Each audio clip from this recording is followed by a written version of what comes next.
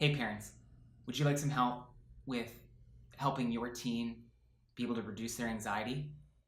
I'm Dr. Steve. I'm going to show you a few ways that we can take a look at this whole anxiety thing and reframe it for us so that we can start to make some progress and move forward. Let's get connected.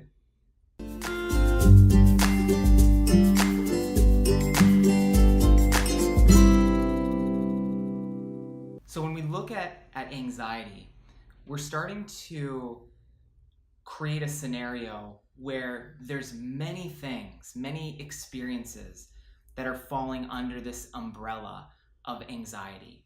In fact, if someone now gets nervous, they're starting to label themselves with anxiety.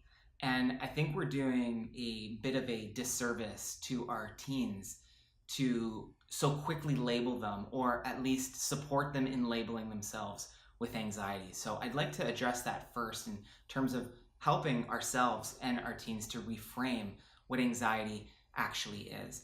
Anxiety is a worry, an unease about something that's currently happening or something that's going to be coming down the road in the future. And that's fine. It's a worry, it's an unease, and it's an uncertainty. And that's really what the core of the experience is.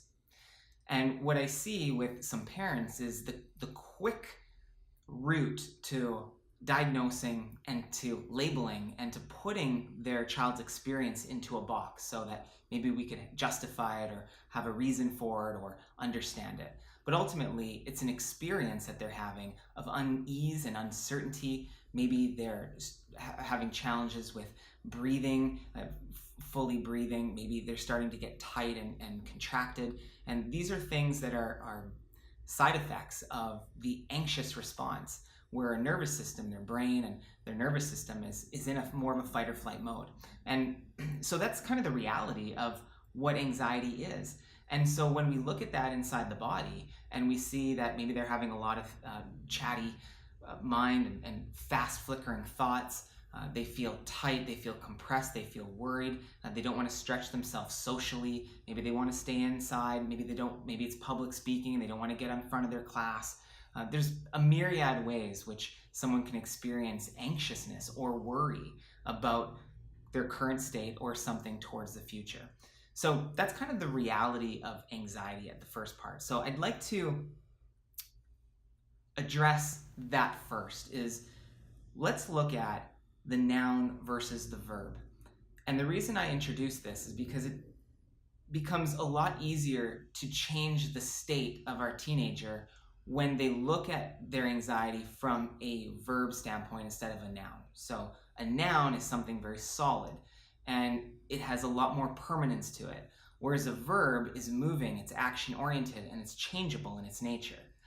And so when you look at anxiety, we could say anxiousness as opposed to having anxiety. So are they having something or are they expressing something? Just like happiness is an expression. You don't say, I have happiness. You say, I'm expressing happiness. The same thing with anxiety is, it's not that you have anxiety, it's that you're expressing it. The way that your body and mind is being put together in the moment, you're expressing anxiety, you're expressing unease, worry about some level of uncertainty. So it's the expression that's really going on, not necessarily that you have something. And it's a really important distinction between the noun and the verb.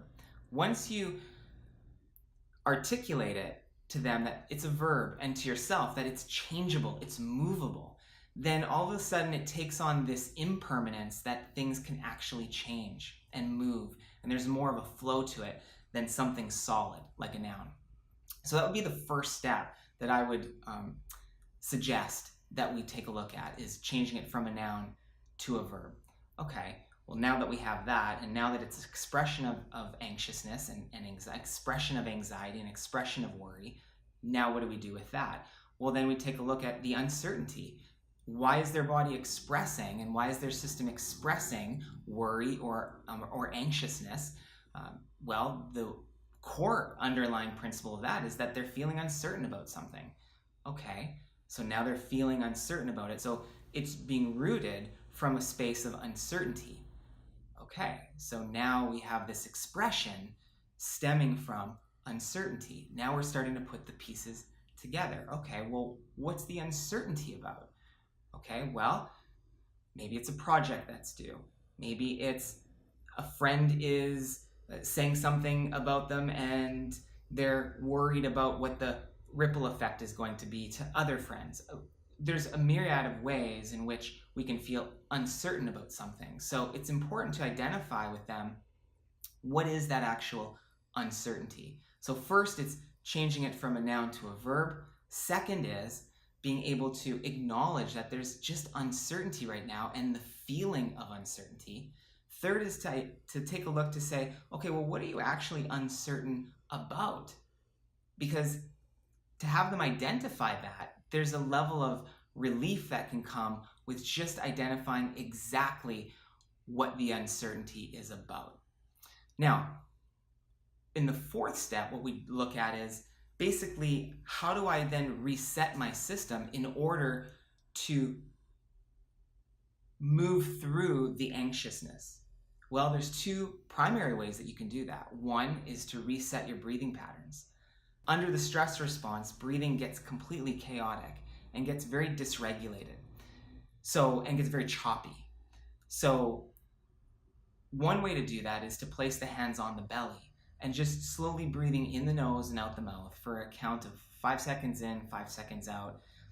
I've shown this before in other places, but this is a really vital and important piece of the breathing pattern to help to reset the breath patterns.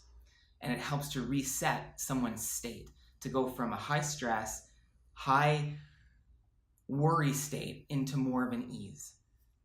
The second step would be to have them to list out the degrees of and different things that they're uncertain about, and then also have them list on another side, maybe like a piece of paper or something like that, list out what they are certain about. So as you start to stack what they're certain about, then they start to balance out their own nervous system to say, wow, there's certain aspects of life I'm very uncertain with, and then there's certain aspects of life that I'm totally certain about. And the more the mind gets equilibrated around the uncertainties and the certainties, then their nervous system will be more regulated. And that'll help them to experience more ease. So again, just kind of running through it. Change the noun to the verb. Acknowledge that there's uncertainty at the core. Identify what the uncertainty is. Help them regulate their breathing patterns. And then help them to regulate their mind by seeing how life is presenting uncertainties and certainties at the same time.